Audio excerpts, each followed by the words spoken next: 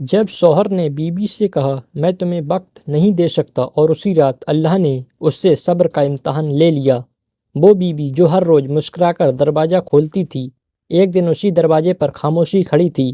شہر کے ایک سادے سے گھر میں احمد اور زینب رہتے تھے۔ نکاح کو 7 سال ہو چکے تھے۔ شروعات میں زندگی بہت خوبصورت تھی، تھوڑی سی تنگی مگر ڈھیر سارا پیار۔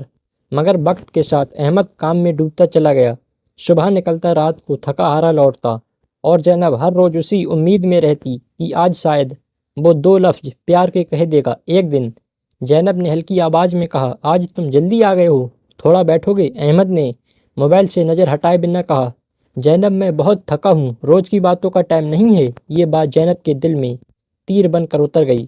وہ چپ رہی، شکایت نہیں کی، بس کمرے میں جا کر 2 رکعت نماز پڑھی اور دعا کی، اے اللہ میرے شوہر کے دل کو میرے لیے نرم کر دے۔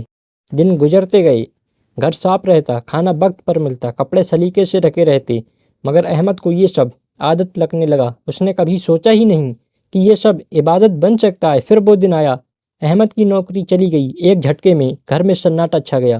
جس وقت میں احمد دوسروں کے لیے بزی رہتا تھا، اب وہی وقت اسے کاٹنے لگا۔ اسی شام زینب نے وہی پرانی مسکان کے ساتھ کہا، کوئی بات نہیں، رزق دینے والا اللہ ہے، تم نہیں۔ احمد کی آنکھیں بھر آئیں۔ اسی رات احمد دیر تک سو نہیں سکا۔ اسے یاد آیا وہ لمحے جب زینب انتظار کرتی تھی، وہ سوال جو اس نے کبھی سنے ہی نہیں، وہ دعائیں جو چپ چاپ اس کے لیے ہوتی رہیں۔ وہ اٹھ کر زینب کے پاس گیا اور پہلی بار کہا، مجھے معاف کر دو، میں نے تمہارے صبر کی قدر نہیں کی۔ زینب نے صرف اتنا کہا، میں نے اللہ سے شکایت کی تھی، تم سے نہیں۔ تب احمد سمجھا بیوی ہونا صرف گھر سنبھالنا نہیں، صبر، دعا اور ساتھ نبھانا ہے، اور شوہر ہونا صرف کمانا نہیں، عزت دینا اور دل سمجھنا ہے۔ آخری پیغام، جو مرد اپنی بیوی کے صبر کی قدر نہیں کرتا، اکثر اللہ اسے اسی صبر کا مطلب سمجھا دیتا ہے، اور جو عورت اللہ پر چھوڑ دیتی ہے، اللہ اس کے حق میں فیصلہ کرتا ہے۔ میرے پیارے دوستو، اسی کہانی کے تعلق سے ایک اور نئی کہانی سنانے جا رہا ہوں، اس کہانی کو غور سے سننا۔ بی بی نے ایک دن دعا مانگی، اے اللہ مجھے چپ رہنے کی طاقت دے، اور اللہ نے شوہر کو اسی چپی میں توڑ دیا۔ جس بی بی کو شوہر نے کبھی سنا ہی نہیں، ایک دن اسی کی دعا نے اس کی زندگی بدل دی۔ رحمان اور عائشہ کی شادی کو 5 سال ہو چکے تھے۔ رحمان برا انسان نہیں تھا، مگر سخت زبان کا مالک تھا۔ گھر میں ہر چیز ہوتی، کھانا، کپڑا، چھت، بس نرمی نہیں ہوتی، اور عائشہ ہر بات اللہ پر چھوڑ دیتی۔ رحمان کی آواز اونچی ہوتی تو عائشہ کی نظریں جھک جاتیں۔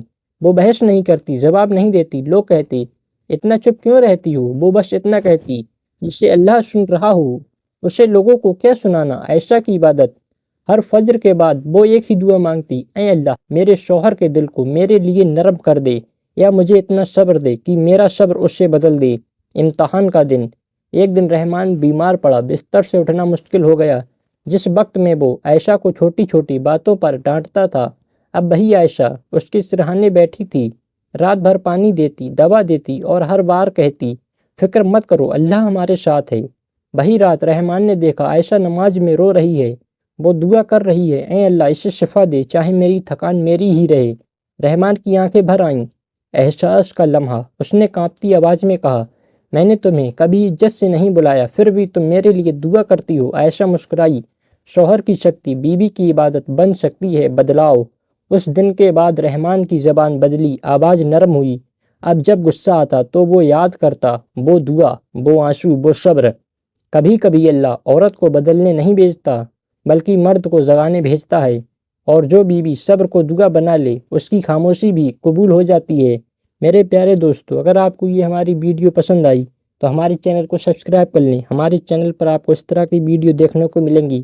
ملتے ہیں ایک نئی ویڈیو کے ساتھ۔ خدا حافظ۔